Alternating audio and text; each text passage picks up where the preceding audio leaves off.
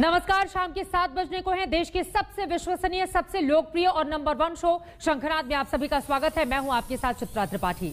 हालात कैसे भी हों, पाकिस्तान की फितरत नहीं बदलती है। दहशतगर्दी, आतंक उसकी रगों में दौड़ रहा है। दुनिया कोरोना से जंग लड़ रही है, पाकिस्तान आतंक की साजिश पर साजिश रचे जा रहा है। दुनिया वैक्सीन तैयार कर रही है, लेकिन पाकिस्तान साजिश के ड्रोन तैयार कर रहा है, जिस तरह से आप मेरे ठीक बगल में देख रहे हैं। लेकिन पाकिस्तान शायद ये भूल जाता है कि उसके हर साजिश का जवाब हिंदुस्तान के पास, भारत के पास है।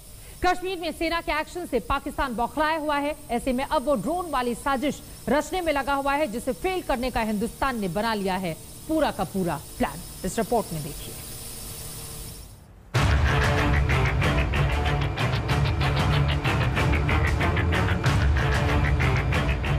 एक्चुअल में क्या टारगेट था ये कहना मुश्किल है।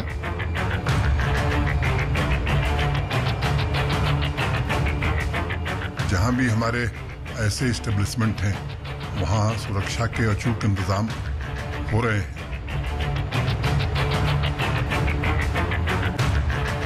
इसमें भी लश्कर का हाथ होने की काफी स्ट्रॉन्ग सस्पिशन है। साजिश, दहशतगर्दी, आतंकवाद, हथियार बदल जाते हैं, तरीका बदल जाता है, नहीं बदलती तो पाकिस्तान की फितरत। घाटी में आतंकियों का सफाया होने लगा, सीमा में घुसपैठ पर लगाम लगी, तो अब पाकिस्तान ने साजिश का नया हथियार ड्रोन को बनाया है। एक बार फिर जम्मू में पाकिस्तानी ड्रोन ने भारतीय सीमा में घुसने की कोशिश की, जिसे सेना के जाबाज जवानों ने नाकाम कर दिया। सुबह लगभग 4:25 पर पाकिस्तान के एक छोटे हेक्साकॉप्टर ने अर्निया सेक्टर में अंतर्राष्ट्रीय सीमा पार करने की कोशिश की। मुस्तैद बीएसएफ के जवानों ने ड्रोन पर गोलीबारी की, जिसके बाद ड्रोन तुरंत वापस लौट गया। माना जा रहा है कि ये इलाके की निगरानी के लिए भेजा गया था, ताकि सीमा पर जासूसी की जा सके। बिल्कुल सीमा पर ही वो उस ड्रोन को देखा गया था, और जैसे ही बीएसएफ के मुस्तैद जवानों ने उस ड्रोन को देखा तो तुरंत उन्होंने ड्रोन पर फायरिंग की। लेकिन कुछ मिनटों में ही वो ड्रोन जो है वहां से ओझल हो गया, यानी कि जो भी व्यक्ति उस ड्रोन को ऑपरेट कर रहा था उस ड्रोन को वापस ले गया। तो साफ तौर पर पाकिस्तान जो है ड्रोन भिजवा रहा है यहाँ जम्मू कश्मीर में। और अभी तक जो सूचना हमें मिली है कि ये जो ड्रोन आज सुबह अंतर्राष्ट्रीय सीमा के पास देखा गया, इसका इस्तेमाल जो है सर्वेलेंस के लिए, यानी कि जासूसी के लिए किया जा रहा है। पाकिस्तान अपनी हरकतों से बाज नहीं आ रहा। हिंदुस्तान में ही नहीं, बल्कि पाकिस्तान में भी भारतीय दूतावास में जासूसी कराने का मामला सामने आ रहा है, जहां एक बार फिर ड्रोन को हथियार बनाया गया। इस्लामाबाद में भारतीय दूतावास के ऊपर ड्रोन को उड़ते हुए देखा गया, जिसके बाद भारत ने इस मामले को पाकिस्तानी अधिकारियों के सामने उठाते हुए कड़ा विरोध दर्ज कराया। ये ड्रोन भारतीय दूतावास के अधिकारियों के आवास के ऊपर उड़ता हुआ दिखा। ऐसा पहली बार हुआ है कि जब पाकिस्तान में भारतीय मिशन के अंदर ड्रोन दिखाई दिया है। A drone was spotted over the premises of the Indian High Commission in Islamabad on 26th June this year. This has been taken up officially with the government of Pakistan.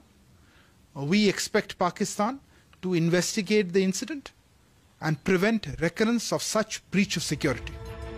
Pakistan की साजिशें तेज हुई तो भारत में सुरक्षा एजेंसियां alert पर आ गईं, क्योंकि पिछले 7 दिनों में चौथी बार जम्मू में ड्रोन की एक्टिविटी दिखी है। 26 जून को जम्मू में एयरफोर्स स्टेशन पर हुए हमले के हर पहलू को देखा जा रहा है।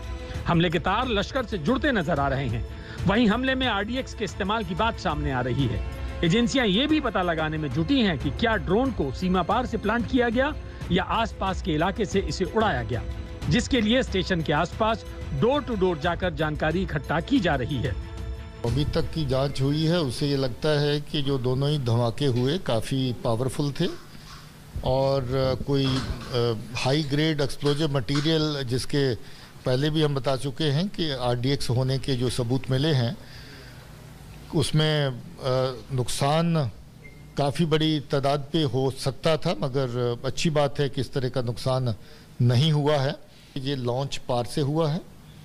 पुरानी लॉन्चिंग जो हुई ड्रोन की, जिसमें आईडी, एक्सप्लोजिव वेपन, बाकी चीज़ें इस तरफ लाई गई, वो भी पार से लॉन्च हुई थी।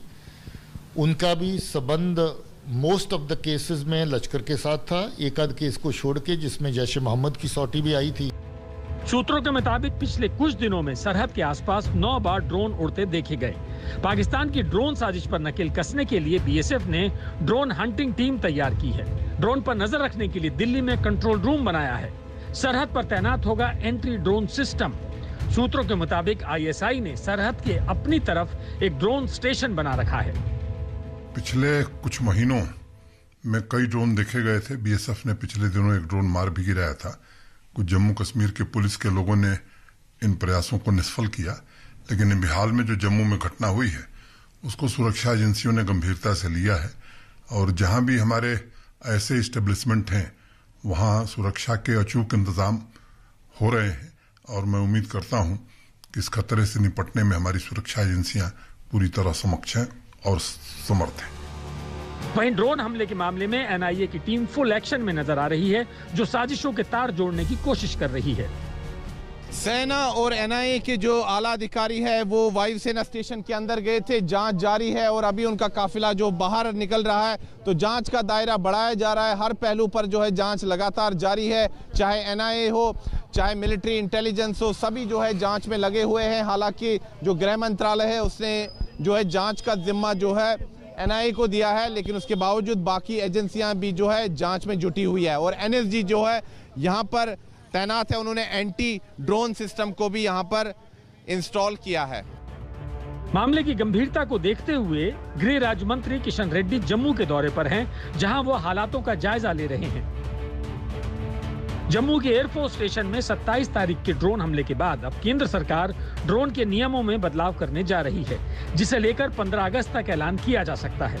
इसके अलावा एंटी ड्रोन तकनीक पर भी काम किया जा रहा है। 29 जून को पीएम मोदी की रक्षा मंत्री राजनाथ सिंह, गृह मंत्री अमित शाह और उड्डयन मंत्री हरदीप सिंह पुरी के साथ बैठक में यह फैसला किया गया। यानी पाकिस्तान की साजिश के इस नए हथियार से निपटने के लिए भारत ने पूरी तरह से कमर कस ली है, जहां दहशतगर्दी को करारा जवाब देने की तैयारी है। दिल्ली से गीता मोहन, पौलमी शाह के साथ जम्मू से सुनील जी भट्ट, आज तक। जम्मू